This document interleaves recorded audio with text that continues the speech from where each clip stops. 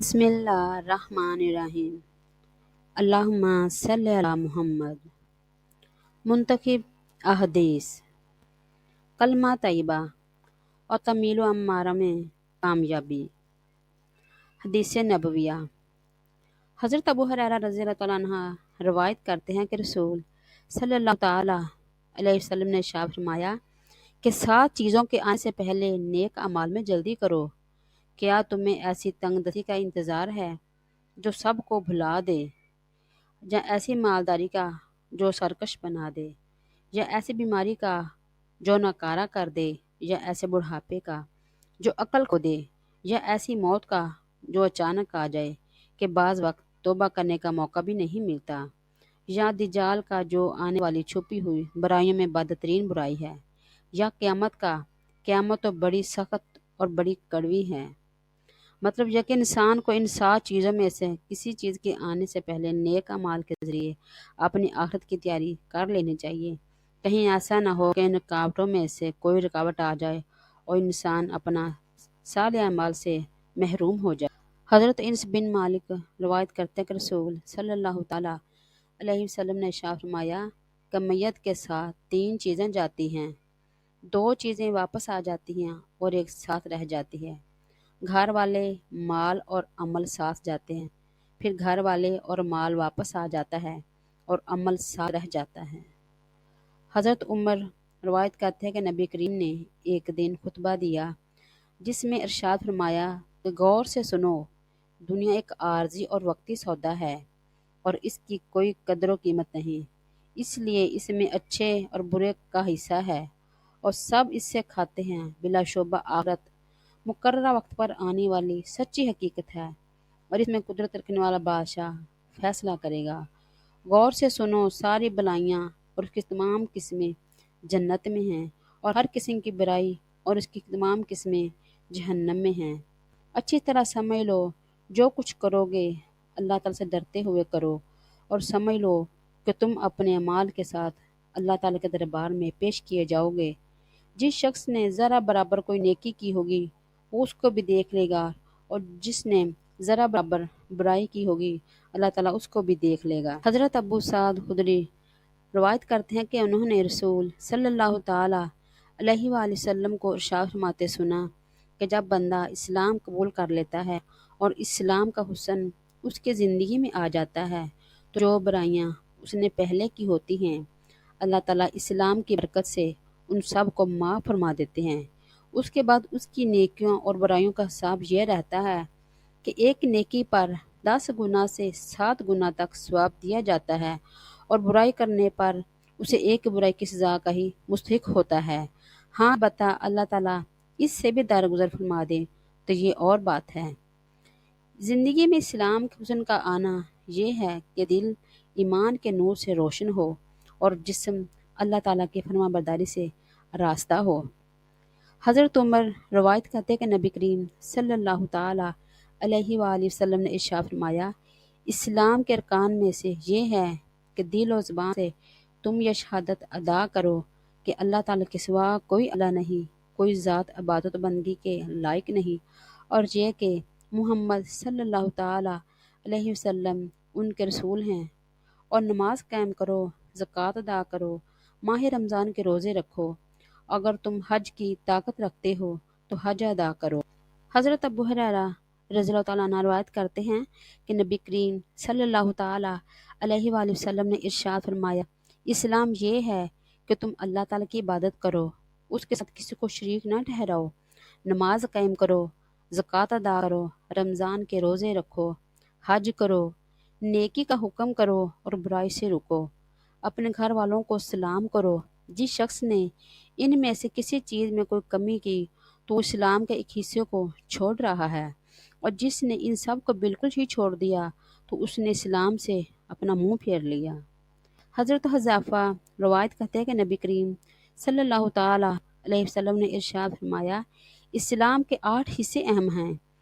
ایمان کا ایک حصہ نماز، ایک حصہ زکوٰۃ دینا، ایک حصہ حج کرنا، ایک حصہ رمضان کے روزے رکھنا، ایک حصہ نیکی کا حکم کرنا، ایک حصہ برائی سے رکنا، اور ایک حصہ اللہ تعالیٰ کے راستے میں جہاد کرنا۔ بلا شبہ وہ شخص ناکام ہے جس کا اسلام کے ان اہم حصوں میں سے کسی بھی حصے کا نہ ہونا۔ حضرت ابن عباس روایت کہتے ہیں کہ نبی کریم نے ارشاد فرمایا، اسلام یہ ہے کہ تم اپنے آپ کو عقائد اور اعمال میں اللہ تعالیٰ کے سپرد کر دو اور دل و زبان سے تم یہ شہادت ادا کرو کہ اللہ تعالیٰ کے سوا کوئی اللہ نہیں، کوئی ذات عبادت بندگی کے لائق نہیں، محمد صلی اللہ تعالیٰ علیہ وسلم اس کے بندے اور رسول ہیں، نماز قائم کرو اور زکوٰۃ ادا کرو۔ حضرت ابو ہریرہ رضی اللہ تعالیٰ عنہ فرماتے ہیں کہ دیہات کے رہنے والے ایک صاحب رسول کی خدمت میں حاضر ہوئے اور عرض کیا کہ یا رسول اللہ، مجھے کوئی ایسا عمل بتا دیجئے جس کے کرنے سے میں جنت میں داخل ہو جاؤں۔ تو آپ نے ارشاد فرمایا، اللہ تعالیٰ کی عبادت کیا کرو، کسی کو ان کا شریک نہ ٹھہراؤ، فرض نماز پڑھا کرو، فرض ادا کرو اور رمضان کے روزے رکھا کرو۔ اس صاحب نے عرض کیا، اس ذات کی قسم کہ جس کے قبضے میری جان ہے، جو اعمال آپ نے مجھے فرمائے ہے میں ویسے ہی کروں گا، ان میں کوئی اضافہ نہیں کروں گا۔ پھر جب وہ صاحب چلے گئے تو رسول صلی اللہ تعالیٰ علیہ وسلم نے ارشاد فرمایا، جو شخص کسی جنتی کو دیکھنا چاہتا ہے تو اس شخص کو دیکھ لے۔ حضرت طلحہ بن عبید رضی اللہ تعالیٰ عنہ روایت کرتے ہیں کہ اہل نجد میں سے ایک صاحب رسول کی خدمت میں حاضر ہوئے، اس کے سر کے بال بکھرے ہوئے تھے، ہم ان کی آواز کی گنگناہٹ تو سن رہے تھے لیکن فاصلہ ہونے کی وجہ سے ان کی بات ہمیں سمجھ نہیں آ رہی تھی، یہاں تک کہ وہ رسول صلی اللہ علیہ وسلم کے قریب پہنچ گئے تو ہمیں سمجھ میں آیا کہ وہ آپ سے اسلام کے اعمال کے بارے میں دریافت کر رہے ہیں۔ رسول صلی اللہ علیہ وسلم نے ان کے جواب میں ارشاد فرمایا کہ دن رات میں 5 فرض نمازیں ہیں۔ ان صاحب نے عرض کیا، کیا ان نمازوں کے علاوہ بھی میں کوئی نماز اپنے اوپر فرض کر سکتا ہوں؟ تو آپ نے فرمایا کہ نہیں، لیکن اگر تم نفل نماز پڑھنا چاہو تو پڑھ سکتے ہو۔ پھر رسول صلی اللہ علیہ وسلم نے ارشاد فرمایا کہ رمضان کے روزے فرض ہیں۔ تو انہوں نے عرض کیا، کیا ان روزوں کے علاوہ بھی کوئی روزہ مجھ پر فرض ہے؟ تو آپ صلی اللہ تعالیٰ علیہ وسلم نے ارشاد فرمایا کہ نہیں، مگر نفلی روزہ رکھنا چاہو تو رکھ سکتے ہو۔ اس کے بعد رسول صلی اللہ تعالیٰ علیہ وسلم نے زکوٰۃ کا ذکر فرمایا، اس پر بھی انہوں نے عرض کیا کہ زکوٰۃ کے علاوہ بھی کوئی صدقہ مجھ پر فرض ہے؟ تو آپ صلی اللہ تعالیٰ علیہ وسلم نے ارشاد فرمایا، نہیں، مگر نفلی صدقہ دینا چاہو تو دے سکتے ہو۔ اس کے بعد وہ صاحب یہ کہتے ہوئے چلے گئے کہ اللہ کی قسم، میں ان اعمال میں نہ تو زیادتی کروں گا اور نہ ہی کمی کروں گا۔ رسول صلی اللہ تعالیٰ علیہ وسلم نے ارشاد فرمایا، اگر اس شخص نے سچ کہا تو کامیاب ہو گیا۔ حضرت عبادہ بن صامت رضی اللہ تعالیٰ عنہ روایت کرتے ہیں کہ رسول صلی اللہ تعالیٰ علیہ وآلہ وسلم نے صحابہ کی ایک جماعت جو آپ کے گرد بیٹھی ہوئی تھی مخاطب ہو کر فرمایا، مجھ پر بیعت کرو کہ اللہ تعالیٰ کے ساتھ کس کو شریک نہیں کرو گے، چوری نہیں کرو گے، زنا نہیں کرو گے، فکر کے ڈر سے اپنے اولاد کو قتل نہیں کرو گے، جان بوجھ کر کسی پر بہتان نہیں لگاؤ گے، شرعی احکامات میں نافرمانی نہیں کرو گے۔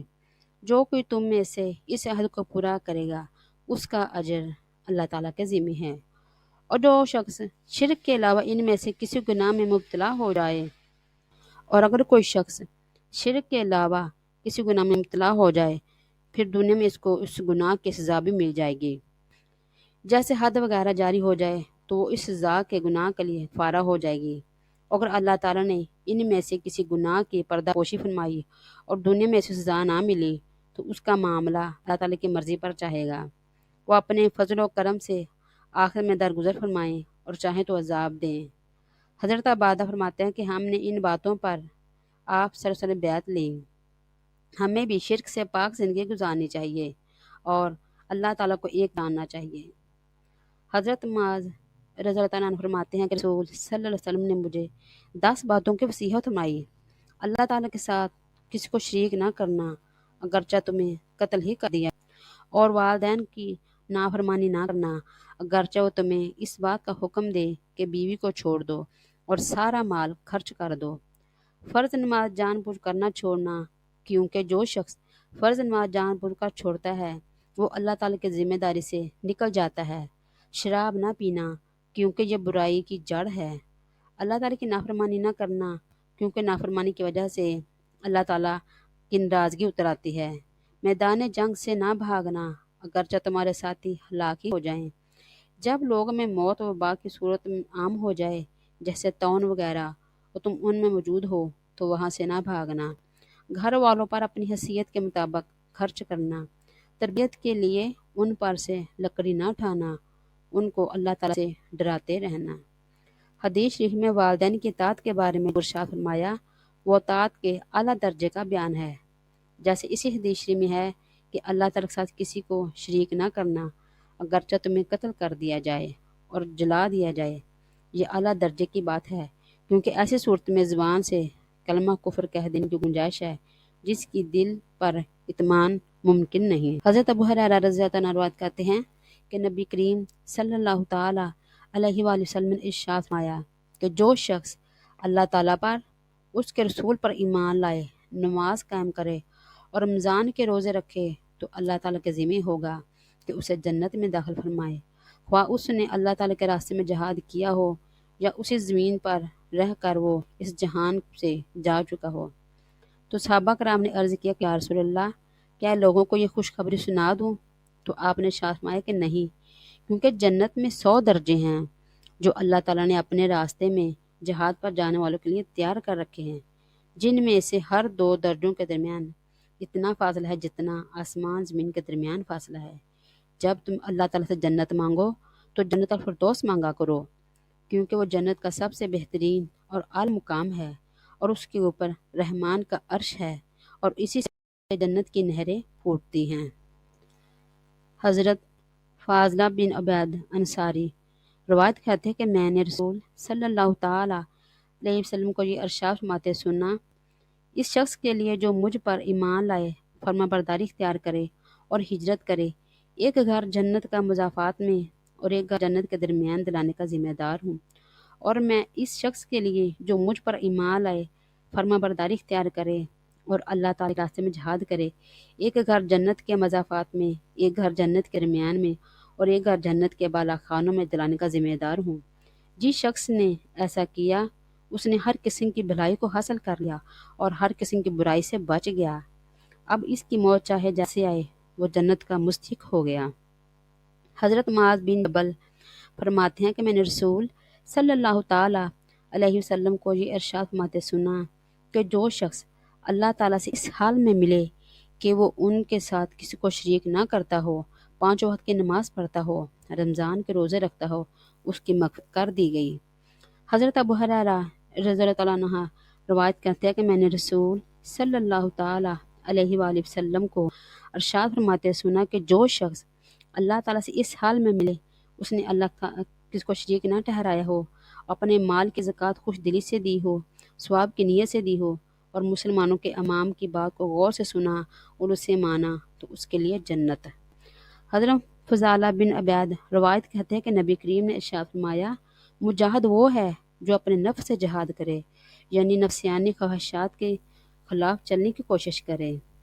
حضرت عتبہ بن عبید روایت کرتے ہیں کہ رسول صلی اللہ تعالیٰ علیہ وسلم نے ارشاد فرمایا کہ اگر کوئی شخص اپنی پیدائش کے وقت سے موت کے دن تک اللہ تعالیٰ کو راضی کرنے کے لیے منہ کے بل یعنی کہ سجدے میں پڑا رہے، تو بھی قیامت کے دن وہ اپنے اس عمل کو کم ہی سمجھے۔ حضرت عبداللہ بن عمر روایت کرتے ہیں کہ میں نے رسول صلی اللہ علیہ وسلم کو یہ ارشاد فرماتے سنا کہ جس شخص میں 2 عادتیں ہوں، اللہ تعالیٰ اس کو شاکرین اور صابرین کی جماعت میں شمار کرتے ہیں، اور جس میں یہ 2 عادتیں نہ پائی جائیں، اللہ تعالیٰ اس کو شاکر اور صبر کاروں میں نہیں لکھتے۔ جو شخص دین میں اپنے سے بہتر کو دیکھے اور اس کی پیروی کرے، اور دنیا کے بارے میں اپنے سے کم درجے لوگوں کو دیکھے، اس پر اللہ تعالیٰ شکر ادا کرے کہ اللہ تعالیٰ نے محض اپنے فضل و کرم سے ان کو ان لوگوں سے بہتر حال میں رکھا، تو اللہ تعالیٰ اس کو شکر اور صبر کرنے والے میں لکھ دیتے ہیں۔ اور جو شخص دین کے بارے میں اپنے سے کم تر لوگوں کو دیکھے اور دنیا کے بارے میں اپنے سے اونچے لوگوں کو دیکھے اور دنیا کا کم ملنے پر افسوس کرے، تو اللہ تعالیٰ نہ اس کو صبر کرنے والوں میں شمار فرمائیں گے اور نہ شکر گزاروں میں شمار فرمائیں گے۔ حضرت ابو ہریرہ رضی اللہ عنہ روایت کرتے ہیں کہ رسول صلی اللہ تعالیٰ علیہ وسلم نے ارشاد فرمایا، دنیا مومن کے لیے قید خانہ ہے اور کافر کے لیے جنت۔ ایک مومن کے لیے جنت میں جو نعمتیں تیار ہیں، اس لحاظ سے یہ دنیا مومن کے لیے قید خانہ ہے، اور کافر کے لیے جو ہمیشہ کا عذاب ہے، لہٰذا اس کے لیے تو یہ دنیا اس کے لیے جنت ہے۔ حضرت ابو ہریرہ روایت کرتے ہیں کہ رسول صلی اللہ علیہ وسلم نے ارشاد فرمایا کہ جب مالک نعمت کو اپنی ذاتی دولت سمجھا جانے لگے، امانت کو مالک نعمت سمجھا جانے لگے، امانت کو ادا کرنے کے بجائے خود استعمال کر لیا جائے، زکوٰۃ کو تاوان سمجھا جانے لگے، یعنی خوشی سے دینے کے بجائے ناگواری سے دیا جائے، علم دین کے لیے نہیں بلکہ دنیا کے لیے حاصل کیا جانے لگے، آدمی بیوی کا فرما بردار اور ماں کا نافرمان کرنے لگے، دوست کو قریب اور باپ کو دور کرے، مسجدوں میں کھلا کھلا شور مچانے لگے، قوم کی سرداری فاسق کرنے لگے، قوم کا سربراہ قوم سب سے ذلیل آدمی بن جائے، آدمی کا اکرام اس کے شر سے بچنے کے لیے کیے جائیں گے، گانے والی عورتوں کا ساز و باجے کا رواج ہو جائے، شراب عام پی جانے لگے، امت کے بعد والے لوگ اپنے سے پہلے لوگوں کو برا کہنے لگیں۔ اس وقت سرخ آندھی، زلزلے، زمین میں دھس جانے اور آدمی کی صورت بگڑ جانے اور آسمان سے پتھروں کے برسنے کا انتظار کرنا چاہیے، اور ایسی ہی مسلسل آفات کے آنے کا انتظار کرو، جس طرح کسی پرانے ہار کا دھاگا ٹوٹ جائے اور اس کے موتی پے در پے جلدی جلدی گرنا شروع ہو جاتے ہیں۔ حضرت عبداللہ بن عباس فرماتے ہیں کہ جب کسی قوم مال غنیمت کے اندر خیانت کھلم کھلا ہونے لگے تو اس کے دلوں میں دشمن کا رعب ڈال دیا جاتا ہے۔ جب کسی قوم میں زنا عام طور پر ہونے لگے تو اس میں اموات کی کثرت ہو جاتی ہے۔ جب کوئی قوم ناپ تول میں کمی کرنے لگے تو اس کا رزق اٹھا لیا جاتا ہے، یعنی اس کے رزق میں برکت ختم کر دی جاتی ہے۔ جب کوئی قوم فیصلوں کرنے میں ناانصافی کرنے تو ان میں خون ریزی پھیل جاتی ہے، اور جب کوئی قوم عہد کو توڑنے لگے تو اس پر دشمن مسلط کیے جاتے ہیں۔ حضرت ابو ہریرہ رضی اللہ عنہ روایت کرتے ہیں کہ انہوں نے ایک صاحب کو یہ کہتے ہوئے سنا کہ ظالم آدمی صرف اپنا ہی نقصان کرتا ہے۔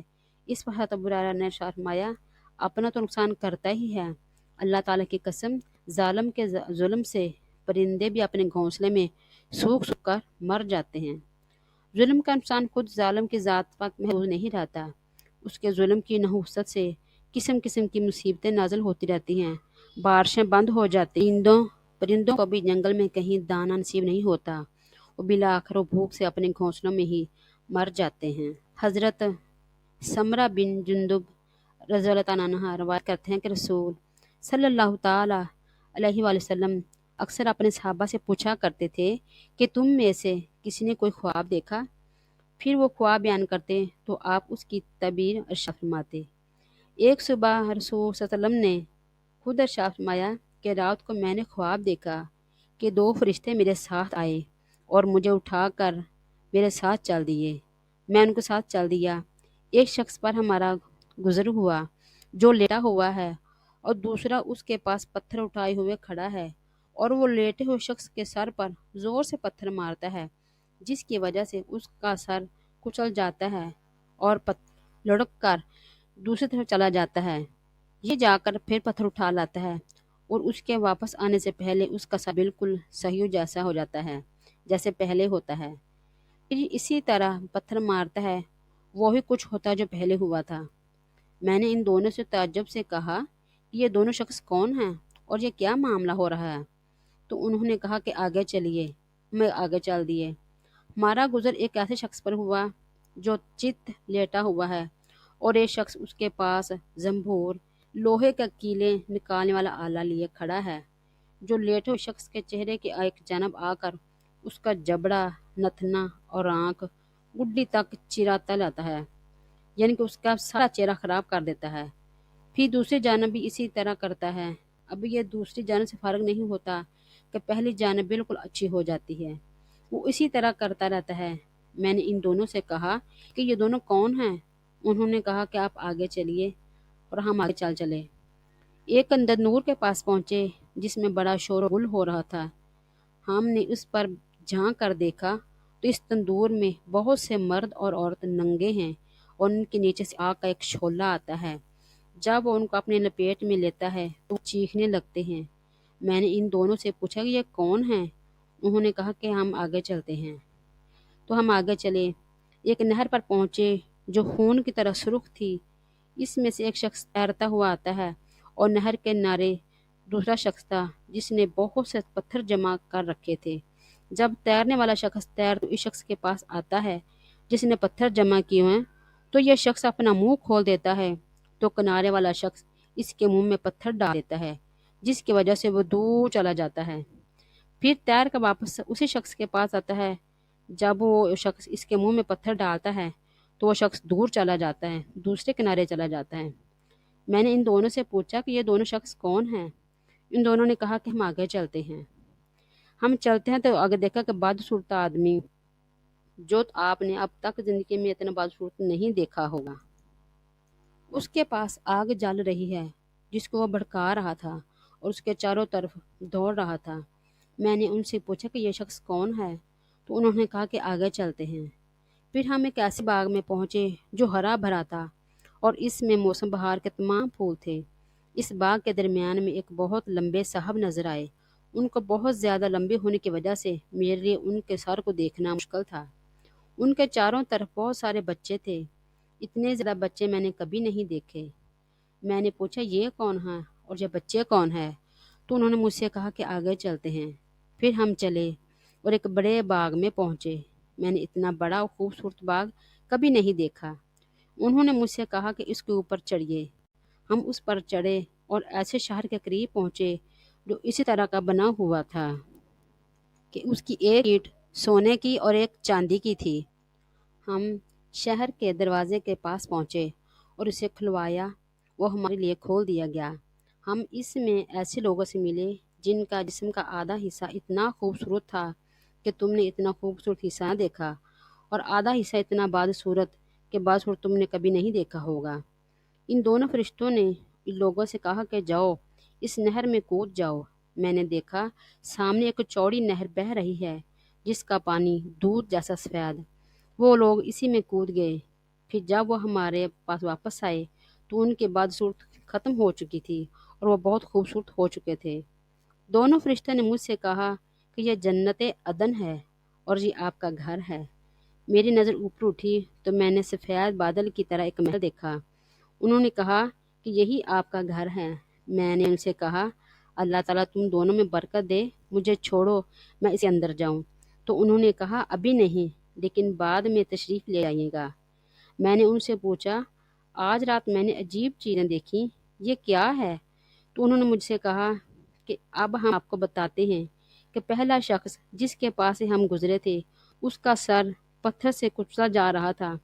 یہ وہ ہے جو قرآن سیکھتا ہے اور اس کو چھوڑ دیتا ہے، نہ پڑھتا ہے نہ عمل کرتا ہے، اور فرض نماز چھوڑ کر سو جاتا ہے۔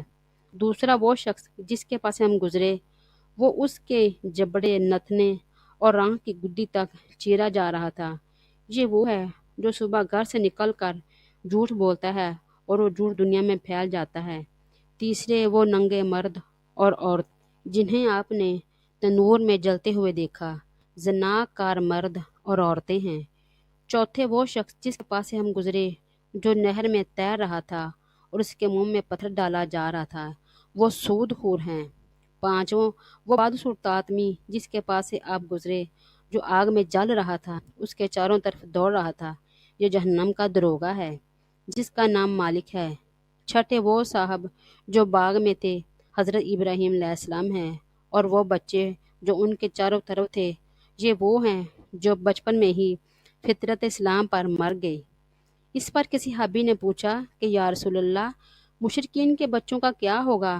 تو آپ صلی اللہ علیہ وسلم نے ارشاد فرمایا مشرکین کے بچے بھی وہی تھے، اور وہ لوگ جن کا آدھا جسم خوبصورت اور آدھا جسم بدصورت تھا، یہ وہ لوگ تھے کہ جنہوں نے اچھے عمل کیے اور ساتھ میں برے عمل بھی کیے، اللہ تعالیٰ ان کے گناہوں کو معاف کر دے گا۔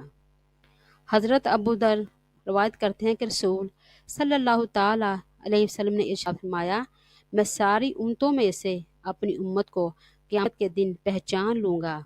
تو صحابہ کرام نے عرض کیا کہ یا رسول اللہ صلی اللہ تعالیٰ علیہ وسلم آپ اپنی امت کو کیسے پہچانیں گے؟ تو آپ نے ارشاد فرمایا میں انہیں ان کے اعمال نامے دائیں ہاتھ میں دیے جانے کی وجہ سے پہچان لوں گا، اور انہیں ان کے چہروں کے نور کی وجہ سے پہچان لوں گا جو سجدے کی کثرت کی وجہ سے ان پر نمایاں ہوگا، اور انہیں ان کے ایک خاص نور کی وجہ سے پہچانوں گا جو ان کے آگے آگے دوڑ رہا ہوگا۔ یہ خاص نور ہر مومن کے ایمان کی روشنی ہوگی، اور ہر ایک کے ایمان کی قوت بقدر اس روشنی دی جائے گی انشاءاللہ۔ اللہم صلی علی محمد کما صلیت علی ابراہیم و علی آل ابراہیم انک حمید مجید۔ اللہم بارک علی محمد و علی آل محمد کما بارکت علی ابراہیم و علی آل ابراہیم انک حمید مجید۔ آمین۔